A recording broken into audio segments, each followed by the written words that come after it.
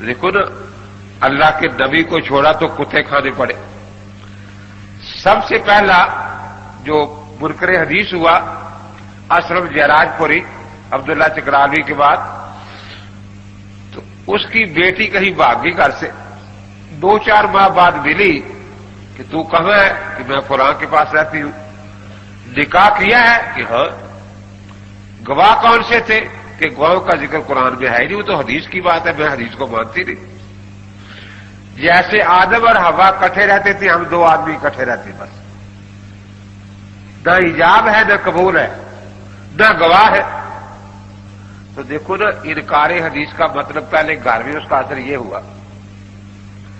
तो इसलिए ये फितरे जो है, अब देखिए अहले हदीस में जो लफ्ज हदीस है इसको समझिए। तलबा हजरात भी बैठे हैं। मुहद्दिसीन हदीस सनद को कहते हैं। किसको कहते हैं?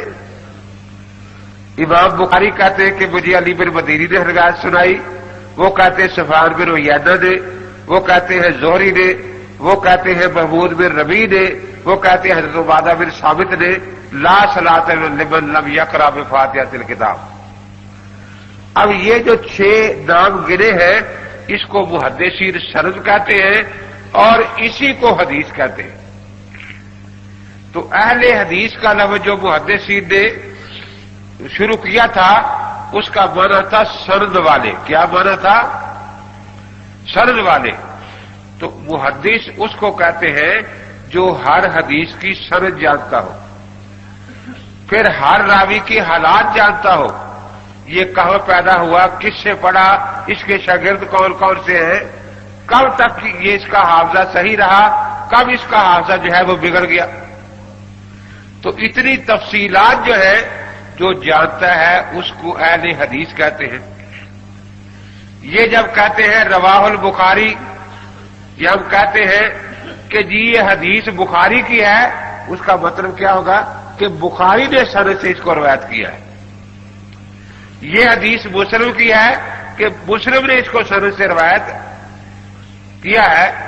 तो अब देखिए अहले हदीस का लफ्ज जो था वो उन मुहद्दिसीन के लिए इस्तेमाल होता था जो हदीसों की सनदों के हाफिज थे और हर रावी के हालात को पूरी तफसील से जानते थे। एक दिन एक दर्जी मुझे कहने लगा कि मेरे पास एक आदमी आता है, वो अरबी टीचर है और काम लेके आता था। अब वो इश्तहार ले आता है वो गैर मुकल्लिफ। अहले हदीस कहता अपने आप को। मैं नया गया था उस वक्त मुल्तान में। मैंने कहा किसी बच्चे को भेजकर मुझे मंगवाना जब आ जाए। वो बच्चा एक आया, मैं चला गया, बैठा था, उसने तारुफ कराया। मैंने कहा मेरा तारुफ न कराना, न मेरा नाम ही बताना। कि उसने कहा कि जी चौधरी साहब बहुत अच्छे हैं, अरबी टीचर है, पढ़े लिखे आदमी है और ये अहले हदीस है। अब मैंने बड़ी हैरानी से, मैं अहले हदीस है? कि जी हाँ अहले हदीस है। कहने लगा जी आप बड़े हैरान क्यों हो गए? मैंने कहा अहले हदीस 2 किस्म के होते हैं, पता नहीं आप कौन सी किस्म के हैं। कि 2 किस्म के कैसे? मैंने कहा एक तो वो अहले हदीस है जिसको हर हदीस की सनद याद हो, फिर हर रावी के हालात याद हो। ऐसे जो अहले हदीस है उनको मुहद्दिस भी कहते हैं और अहले हदीस भी कहते हैं। तो आप भी वही है। तो मैंने कहा देखो इमाम बुखारी रहमतुल्लाह ताला अलैह बगदाद तशरीफ ले गए तो मुहद्दिसीन ने उनका इम्तिहान लिया, 100 हदीसें पेश की जिसकी सनदें और मतन बदल दिए। इस मतन के साथ जिसके साथ लगा दी, इसकी उसके साथ लगा दी, कुछ शब्दों में गड़बड़ कर दी। तो मैंने कहा अब बेहतर तो यह है कि मैं आपसे पूछूं, एक हदीस पढ़ूं कि इसकी सनद सुनाओ, एक सनद पढ़ूं कि इसका मतन सुनाओ कौन सा है। तो मुझे पता चल जाएगा कि आप मुहद्दिस हैं और आप वाकई अहले हदीस हैं। लेकिन मैं ये नहीं कहता, बाद शागिर्द बिल्कुल निकम्मे होते हैं जिनको कुछ नहीं आता, तो اس کو پھر یہ کہا جاتا ہے کہ اچھا جو جہاں سے تجھے آتا وہیں سے سنا دے، یہی ہوتا ہے نا۔ اس لیے میں خود نہیں پوچھتا، میں کہتا ہوں کہ تو 5 حدیثیں مجھے سند کے ساتھ سنا، اور پھر سند کے ہر راوی کے مجھے حالات سنا۔ کہتا جی نہیں میں وہ اہل حدیث نہیں ہوں، میں وہ اہل حدیث نہیں ہوں، میں وہ اہل حدیث نہیں ہوں۔ اچھا اس کا مطلب تو دوسرا اہل حدیث، دوسرے کون ہوتے ہیں؟ میں نے کہا وہ بیچارے اہل حدیث بنتے ہیں حنفیوں کے ہاں حلال جانور جو ہے اس میں بھی 7 چیزیں حرام ہوتی ہیں، ان کو ان حرام چیزوں کے کھانے کا شوق ہوتا ہے، اس لیے وہ اہل حدیث بن جاتے ہیں کہ چلو وہ حرام چیزیں کھایا کریں گے۔ اس لیے میں نے کہا معلوم ہوتا کہ آپ وہی اہل حدیث ہیں۔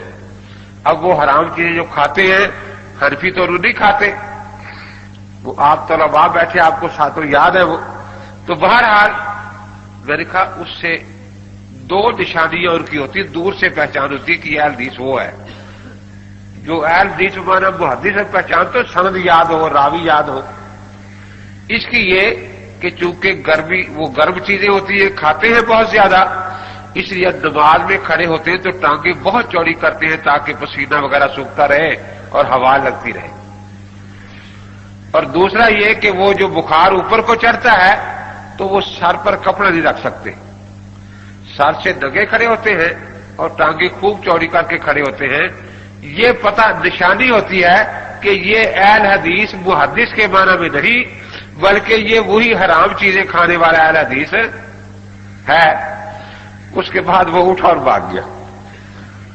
بعد میں کوئی مہینہ بعد میں نے درج سے پوچھا، میں نے کہا وہ آتا نہیں، کہتا وہ اس راستے نہیں گزرتا ہم تو، کہتا کبھی آتا ہی نہیں۔ تو اب دیکھیے نا یہ جو لفظ اہل حدیث یا محدث کا لفظ ہے، امام بخاری محدث تھے نا، سند یاد تھی تو وہ اہل حدیث تھے۔ یہ ایک علمی طبقے کے لیے ہے، کس کے لیے؟ علمی طبقے کے لیے، اور مذہبی فرقے کا نام نہیں تھا۔ مذہبی فرقے اور علمی طبقے میں فرق کیا ہوتا ہے یہ بات غور سے سمجھے۔ دیکھیے سنی جو ہے پڑھا لکھا بھی سنی کہلاتا ہے، ان پڑھ بھی سنی کہلاتا ہے، خاوند بھی سنی ہے، بیوی بھی سنی ہے، باپ بھی سنی ہے، بیٹا بھی، کیونکہ یہ مذہبی نام ہے، یہ پڑھے ہوئے ان پڑھ برابر استعمال ہوتا ہے۔ لیکن شیخ الحدیث صاحب جو ہے ان کی بیوی اگر پڑھی نہیں ہوئی تو شیخ الحدیث نہیں کہلا سکتے، ان کا بیٹا اگر پڑھا ہوا نہیں تو شیخ الحدیث ہے، ڈاکٹر صاحب کی بیوی اگر ڈاکٹری نہیں پڑھی ہوئی تو ڈاکٹر نہیں کہلا سکتی، اس کا بیٹا ڈاکٹری نہیں پڑھا ہو تو ڈاکٹر۔ شیخ الادب والفقہ کا بیٹا جو ہے یا بیوی وہ شیخ الادب والفقہ نہیں کہلا سکتی، کیونکہ جو وہ علم حاصل کرے گا اس کو کہا جائے گا نا۔ تو جب اہل حدیث کا لفظ محدث کے معنی میں استعمال ہوتا ہے تو جو یہ علم حاصل کرے گا اس کو محدث کہا جائے گا، اہل حدیث کہا جائے گا، اور کسی ان پڑھ کو اہل حدیث یا محدث نہیں کہا جائے گا۔ تو یہ پہچان ہوتی ہے کہ مذہبی نام جو ہے وہ پڑھے ہوئے ان پڑھ دونوں پر استعمال ہوتا ہے، اور علمی طبقے کا جو نام ہے وہ اس علم کے پڑھنے پر استعمال ہوتا ہے، نہ پڑھنے پر استعمال نہیں ہوتا۔ اس لیے میں نے پیر جھنڈے سے یہ چیلنج کیا تھا پیر جھنڈے کو کہ انگریز کے دور سے پہلے آپ پوری اسلامی کتابوں میں سے ایک آدمی کا نام دکھا دیں جس نے حدیث پڑھی نہیں، سندیں نہیں جانتا، ان پڑھ ہے لیکن اس کو اہل حدیث کہا گیا، تو پھر پتہ چلے گا کہ اہل حدیث کسی مذہبی فرقے کا نام تھا۔ میں نے کہا میں 1,00,000 روپیہ فی نام انعام دوں گا کہ انگریز سے پہلے یہ ہو کہ کسی ان پڑھ کو اہل حدیث کہا گیا ہو، لیکن یہ قیامت تک نہیں دکھا سکتے۔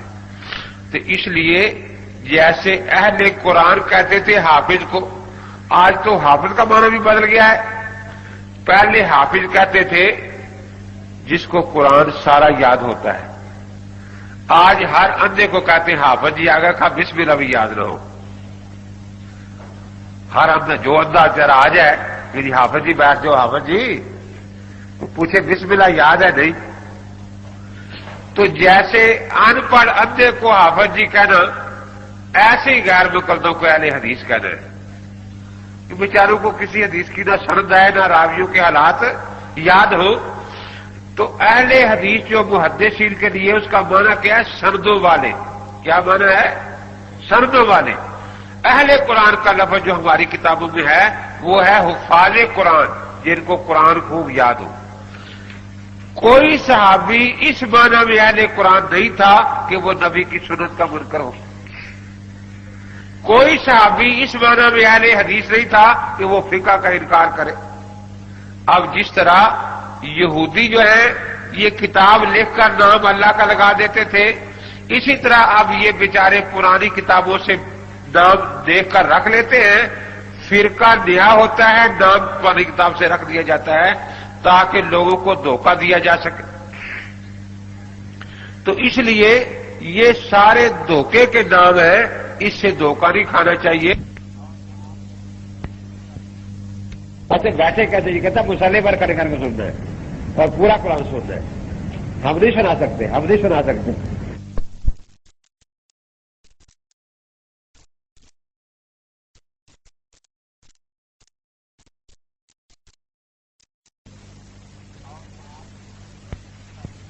اور آپ نے وہ نام چھوڑا نہیں، وہی نام رکھا ہوا ہے نا. اللہ کے پاک پیغمبر نے ہمارا نام کیا رکھا تھا جب قرآن پاک میں یہ آیت نازل ہوئی یوم تبیض وجوہ وتسود وجوہ کہ قیامت کے میدان میں کچھ لوگ ہوں گے جن کے چہرے روشن ہوں گے 14ویں رات کے چاند کی طرح، اور کچھ لوگ ہوں گے جن کے چہرے سیاہ ہوں گے. تفسیر در منصور میں اسی آیت کے نیچے حضرت ابو سعید خدری رضی اللہ تعالیٰ عنہ اور حضرت عبداللہ بن عمر رضی اللہ تعالیٰ عنہ سے حدیث پاک ہے کہ صحابہ نے حضرت پاک سے پوچھا کہ حضرت جن کے چہرے میدان قیامت میں روشن ہوں گے ان کا نام کیا ہے؟ فرمایا اہل سنت والجماعت. کیا نام بتایا؟ حضرت عبداللہ بن عباس رضی اللہ تعالیٰ سے بھی تفسیر ابن کثیر میں یہی مذکور ہے کہ جن کے چہرے روشن ہوں گے ان کا نام اہل سنت والجماعت ہے. سیدنا علی کرم اللہ تعالیٰ عنہ کے خطبات جو کنز الاموال میں ہیں اس میں بھی وہ فرماتے ہیں کہ ہم حضرت پاک کے زمانے میں اہل سنت کہلاتے تھے.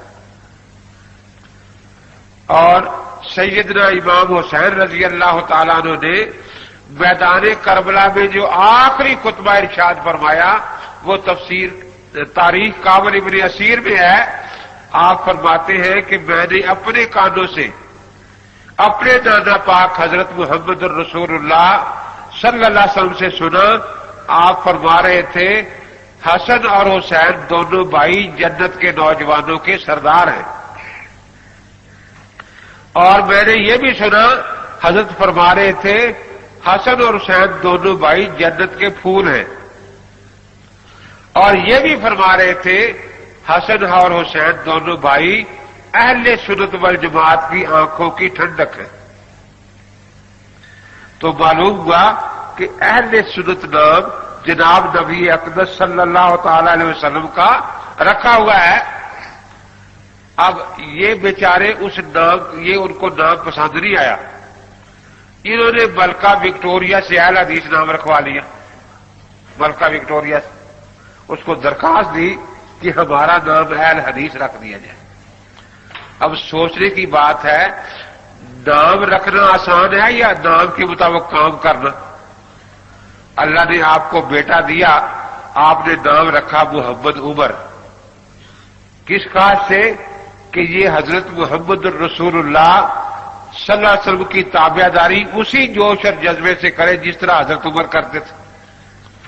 اب فرقے کو اللہ کے نبی پاک کا رکھا ہوا نام ہی پسند نہیں آیا، تو اگر وہ کہے کہ ہم نبی والے کام کرتے ہیں تو ہم ان کی یہ بات ماننے کے لیے تیار نہیں ہیں. اب ہم بھی ان سے کہتے ہیں کہ کیا آپ کوئی حدیث پیش کر سکتے ہیں کہ حضرت پاک نے فرمایا ہو کہ جو فقہ کا انکار کرے اس کو اہل حدیث کہنا، اور یہ فرقہ اہل حدیث جنت میں جائے گا، یہ کہیں بھی اللہ کے نبی پاک کا ارشاد نہیں ہے۔ تو جن کا نام ہی حدیث میں نہیں، ان کو اہل حدیث کہلانے کا حق کیا ہے بیچاروں کو؟ یہ آپ کے کچھ رکے بھی ہیں، رکوں کے بارے میں ایک بات یاد رکھیں کہ جو موضوع شروع ہو اسی کے بارے رکا ہونا چاہیے۔